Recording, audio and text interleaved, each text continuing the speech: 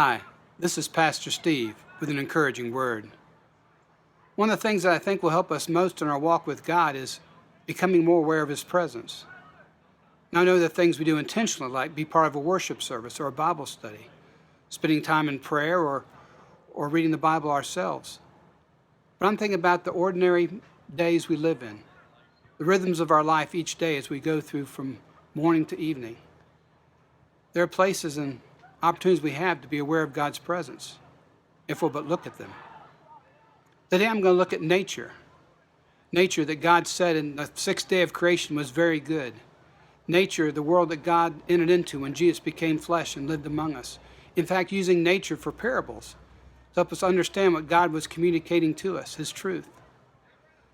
Let me read to you from Psalm 19, verses 1 through 4. It says, "The heavens declare the glory of God, and the skies proclaim the work of His hands. Day after day they pour forth speech, and night after night they display knowledge. There is no speech or language where their voice is not heard. Their voice goes out into all the world, their words to the ends of the world." When we walk out and just look into the sky, we see the sun shining brightly in the daytime that warms the earth, that gives us light by which to see, reflects off the moon at night. Of course, I think too of the stars in the sky.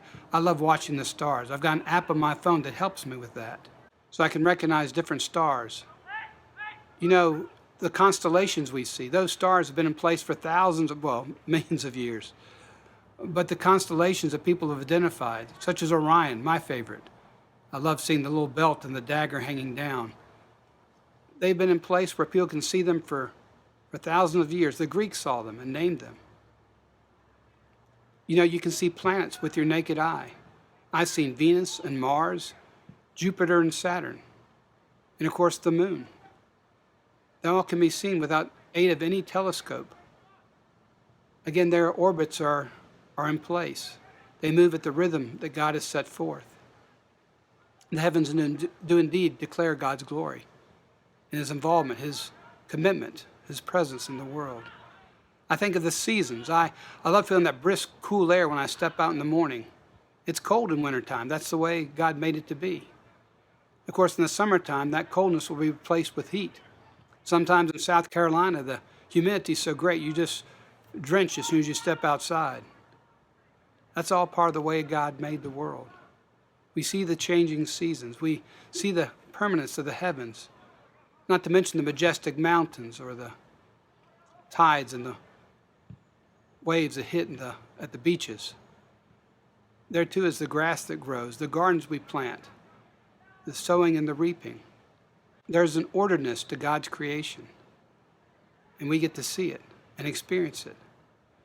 So each day I invite you to look around and see the trees, look at the grass, feel the breeze, know that you're alive, and look at the wonderful world God has made. When you hear the birds sing, or see a squirrel scurry up a tree, again, God made these animals. He takes care of them.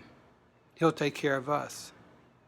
He's kept the world going for all these years. He will help keep your life going too.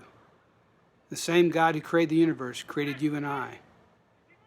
And He loved us so much He became one of us. So look around today. Look at nature.